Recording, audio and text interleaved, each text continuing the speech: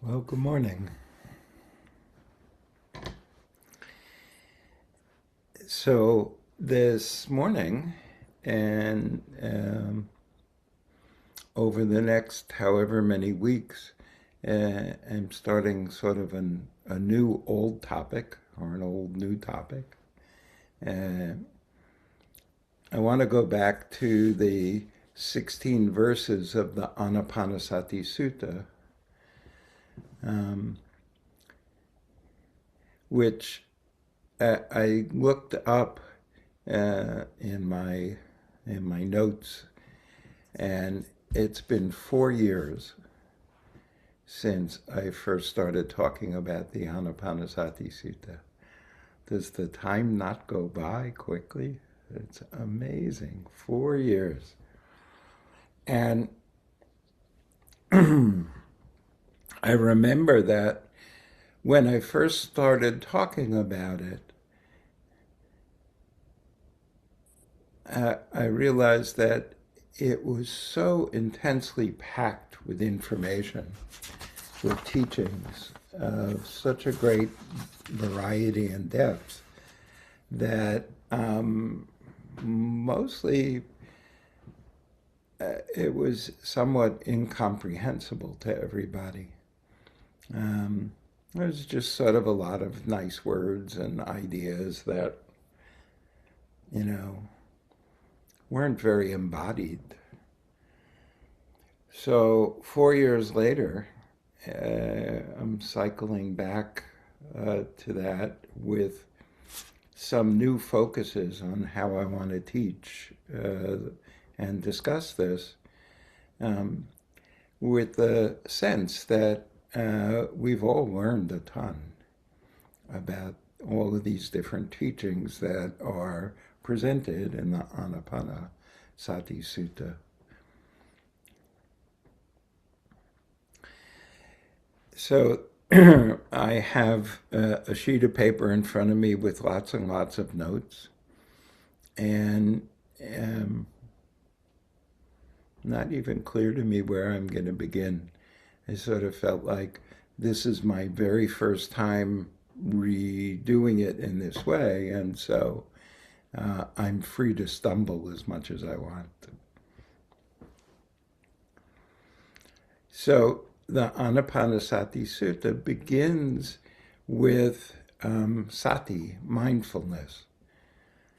Ana is in, pana is out, sati is mindfulness. So the mindfulness of in and out. And of course, the focus is on breathing, but you know, it's really useful to pause for a moment at the concept of in and out. What is in and out? Up and down, right? Left and right. Right now, we're all indoors.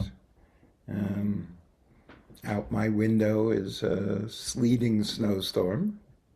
I shouldn't really call it a storm these days. It's just you know, a visit.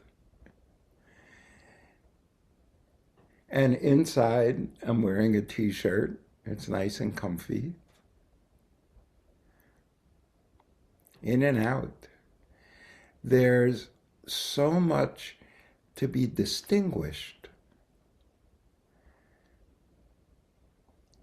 between this and that. And if we remember, the beginning of the Anapanasati Sutta starts with an introduction that the more senior monks were teaching the new monks how to distinguish the arising and passing away of different events, of different phenomena, how to distinguish sight, this sight, that, then the next sight, then the next sight, this sound, then the next sound, then the next sound, how to distinguish. And so the Anapanasati Sutta, the section that begins the 16 verses, starts with the Buddha saying, Go somewhere quiet and peaceful, somewhere where you won't be interrupted. Not easy for us these days. After all, he was saying just go, to a spot in the woods that are quiet and sit by a tree. Not in the snow, so thank you very much. So I'll stay here. And the first part of the practice is the practice of being mindful, of knowing what is occurring in this very moment, what is occurring externally, snow and light, and internally, a feeling of tired, balanced by a feeling of excitement and pleasure at being with you this morning.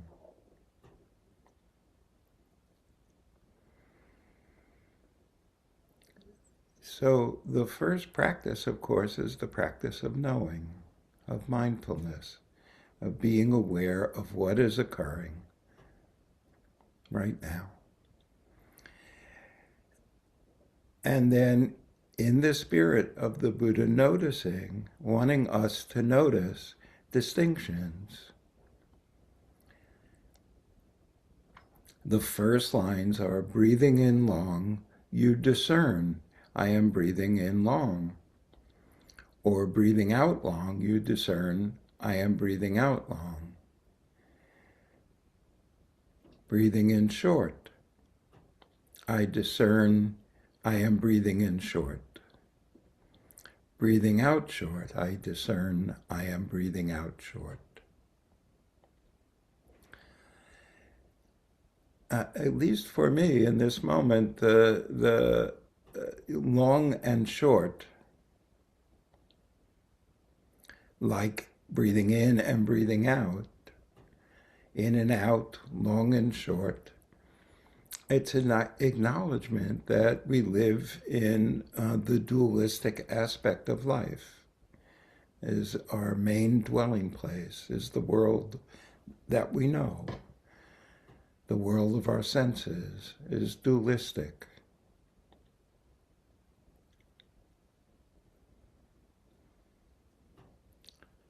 And the Buddha wants us to discern very clearly the dualistic nature of the world that we live in, to recognize and understand when long is present, when short is present, with the breath, when deep breaths are present or shallow breaths are present, when quick breaths and slow breaths, smooth breaths and ragged breaths, all of them, any distinction in the way that breathing is occurring should be known.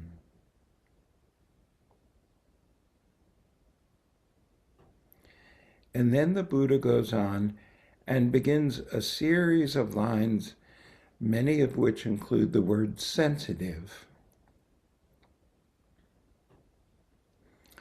He says, you train yourself, I will breathe in sensitive to the entire body. You train yourself, I will breathe out sensitive to the entire body. So what is sensitive?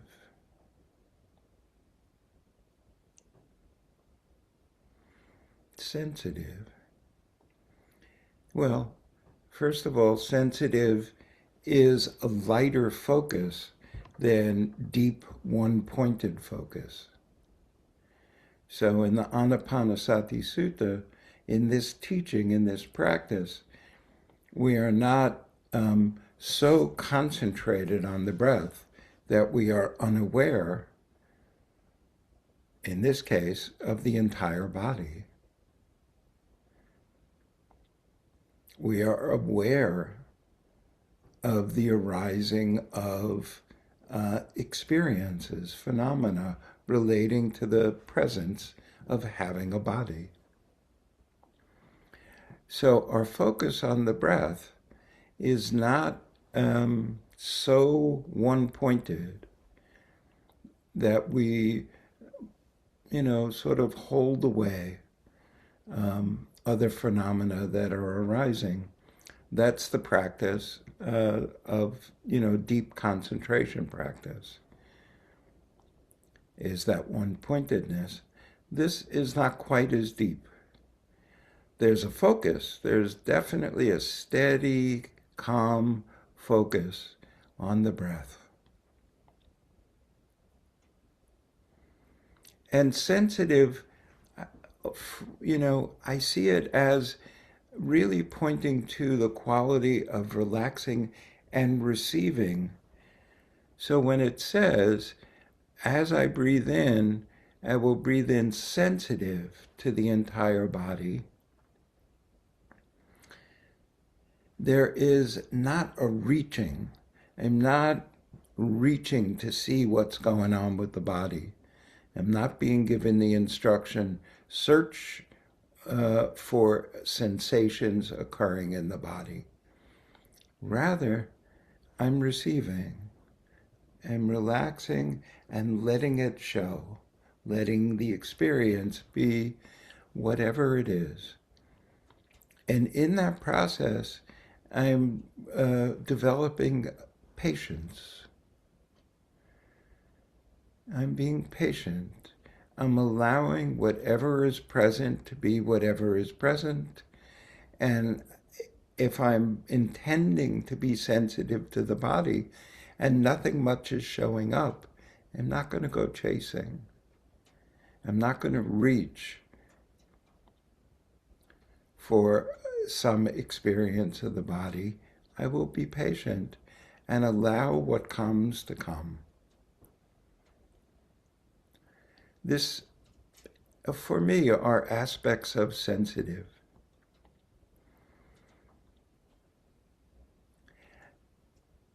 Further, once we turn from the breath to being sensitive to the entire body, what becomes apparent is discontent.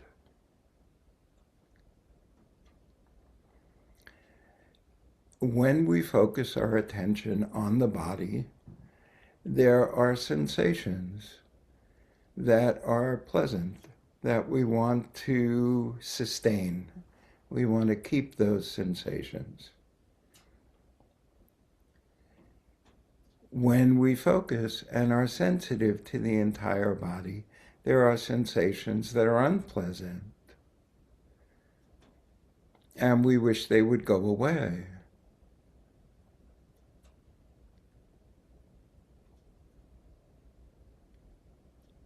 How do we respond in our actual practice when we're sitting and we're discerning whether or not we're breathing in or breathing out? And we are opening, we are sensitive to the entire body. And in our sensitivity to the entire body, feeling arises. And from feeling arises craving, wanting things to be, wanting things to stop being. And our response is to turn toward compassion, turn toward the naturalness of what is occurring. The contact that we have as we are sensitive to the entire body and we find aspects that are difficult.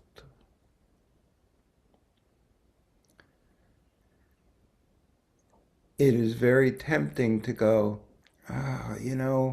my shoulders wouldn't be like this if I just did, certain activities or exercises or practiced in a particular modality that frees the shoulders, and there's some great books and podcasts on releasing in the shoulders, and we could all go see Bob Chopra and have him work with us with his incredible skill to free, and you get into this whole thing of the reason my shoulders feel unpleasant is my fault. If only I was doing something different than I am doing.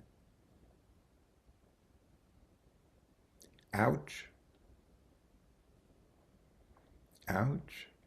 To walk around the world with this is my fault. And this is my fault. And this is my fault. And if only I had done, if only I had not done. I must do this in the future. I must not do this in the future. It's a good thing we're focusing on breathing in. It's a good thing we're focusing on breathing out.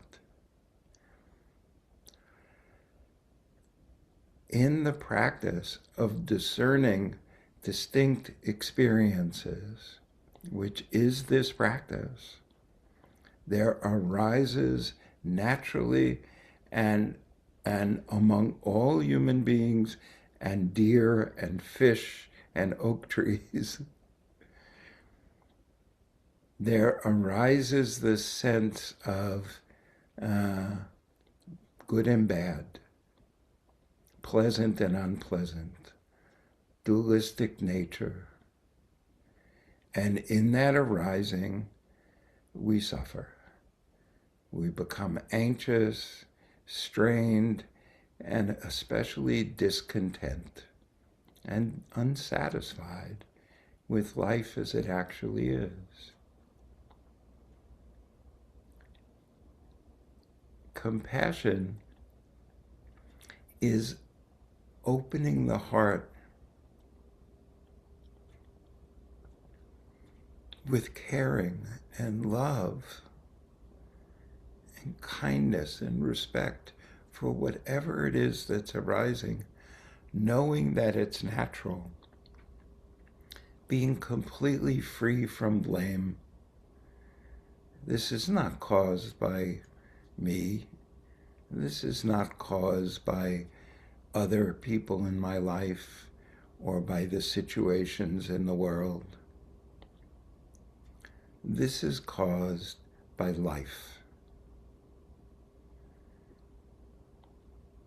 Having been born is dualistic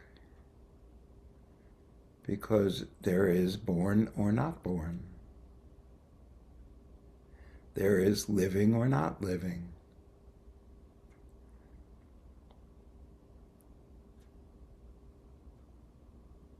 There is pleasant and unpleasant, good and evil.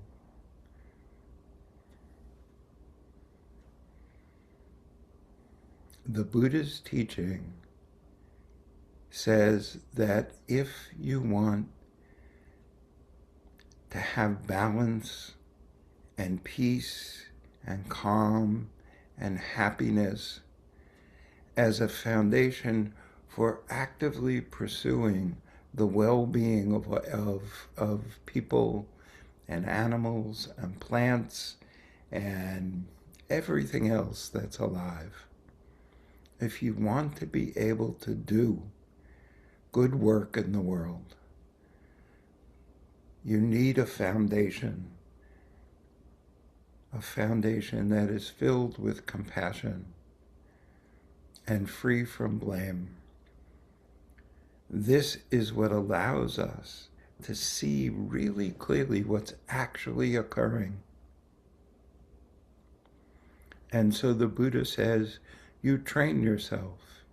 I will breathe in calming bodily fabrications. You train yourself. I will breathe out calming bodily fabrications. And what is the source of calm? As stories, fabrications, ways of understanding. There is sensation in the shoulders.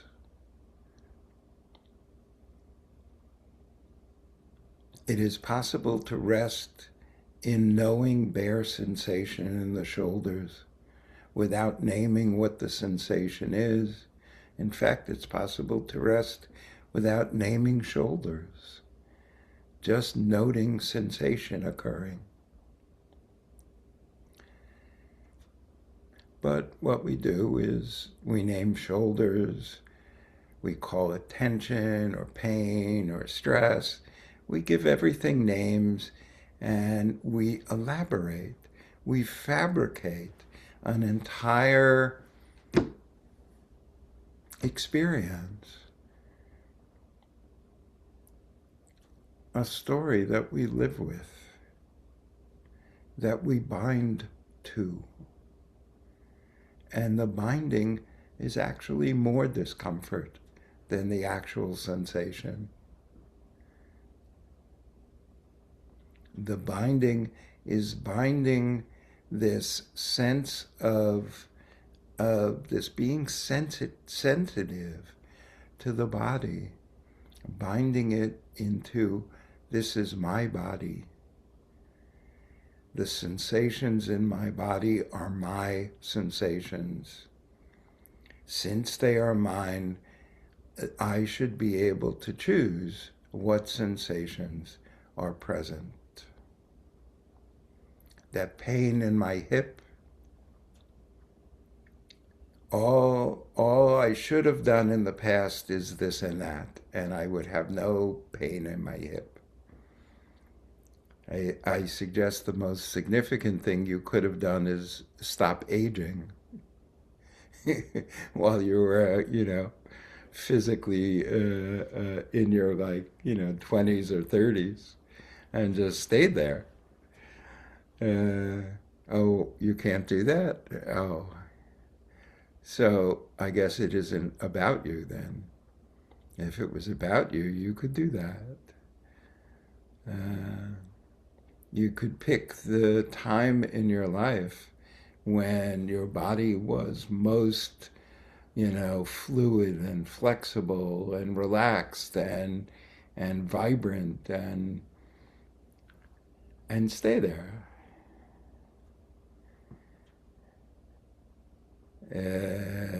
Right, no, you can't.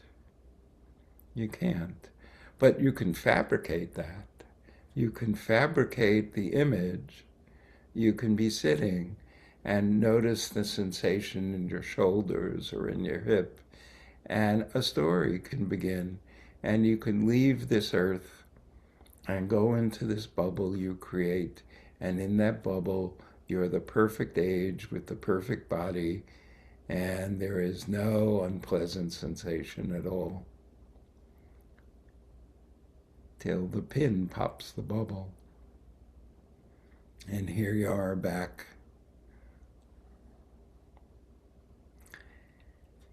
Calming the fabrication. Notice the Buddha does not say obliterating the fabrication, getting rid of the fabrication. The Buddha is saying calming, calming. Not turning it into anything. Noticing the shifting from the bare sensitivity of the entire body to a fabrication about the body, of the body. And, as Joseph Goldstein said in that quote from the other week, I love when I see the body fabrication forming, because I'm being mindful. I'm seeing it as it actually is occurring, as this story is actually forming. I'm watching it, and I'm calm. In fact, I'm delighted to see it, because if I wasn't mindful that it was occurring, it would just take over the entire experience. And I would be shut out of the experience. I don't want to be, you know.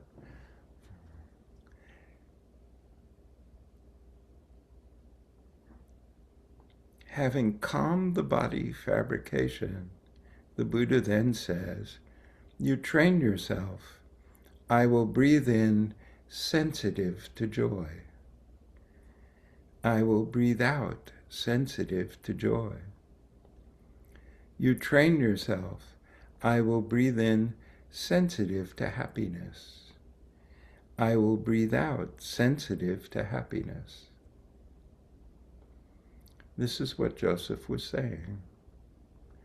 He's saying that if you can sustain the mindfulness, if you can sustain a focus on breathing in, if you can sustain a focus on breathing out, as you calm the bodily fabrication,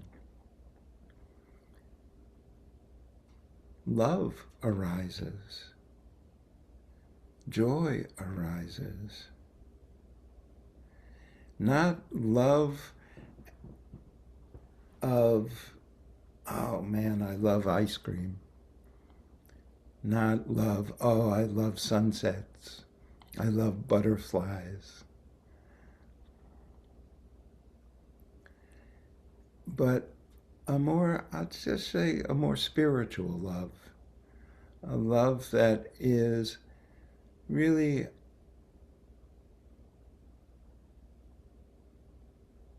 touching the oneness of being, the interconnected nature of all life.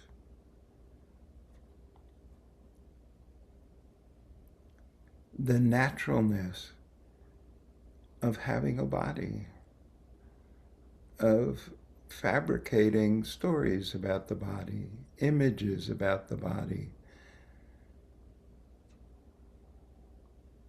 fabricating the body as it appears to be to your senses, over and over and over again. And being able to say, wow, would you look at this? Isn't this amazing? And to the degree that it causes discontent, to be able to see the discontent arising as a result of fabrications, to be able to see the connection as it actually is. Oh man, do I love being able to see that. Because not seeing it,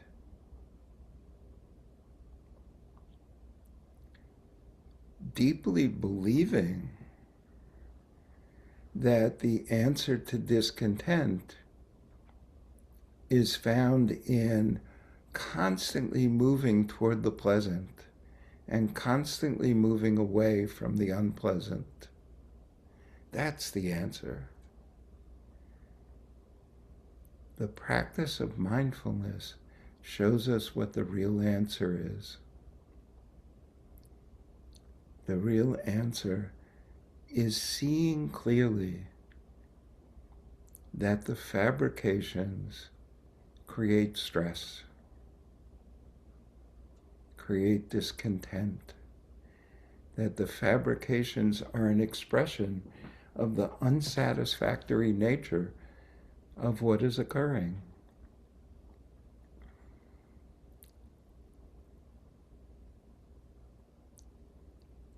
And what we often do is we notice that is then we make it worse.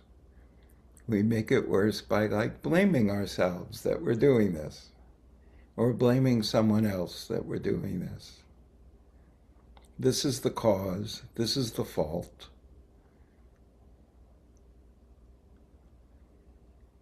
When we sustain mindfulness, when we calm the bodily fabrication so that we see that it's occurring and we know that, this is really not me. This is just the arising of thought and stories and images and projections. Joy arises. happiness arises.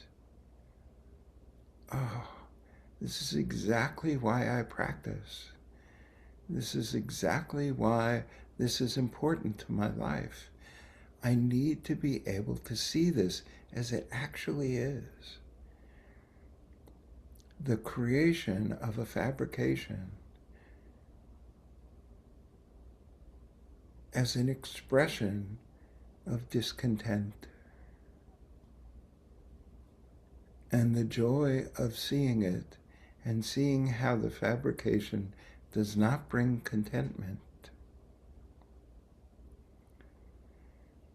and seeing now that a mental fabrication, a story, an image, a memory has arisen, and the Buddha says, you train yourself. I will breathe in sensitive to the mental fabrication. I will breathe out sensitive to the mental fabrication. And you train yourself. I will breathe in calming the mental fabrication. I will breathe out calming the mental fabrication. Calming, letting it relax, letting the mental fabrication just flow without getting excited about it, without investing passion into a fabrication. Because that fabrication, by definition, isn't real. It's made up, it's fabricated. And when the bubble pops, there you are. It's nice that you're able to fabricate worlds that are different than the world we live in. But it's not a source of contentment. It's not a source of joy. It's not a source of happiness. So we calm the fabrications, the bodily fabrications, the mental fabrications. And the calm is developed by sustaining our attention on breathing in, sustaining our attention on breathing out, letting the fabrications arise and pass away. The calm that arises by moving our attention from the fabrication, from the story, from the images, the language, moving our attention so that you train yourself. I will breathe in knowing that I'm breathing in. I will breathe out knowing that I'm breathing out. I will breathe in knowing that I'm breathing in. I will breathe out knowing that I'm breathing out. I will breathe in knowing breathing in. I will breathe out knowing breathing out. Breathing in, know breathing in. Breathing out, know breathing out. Breathing in, know breathing in.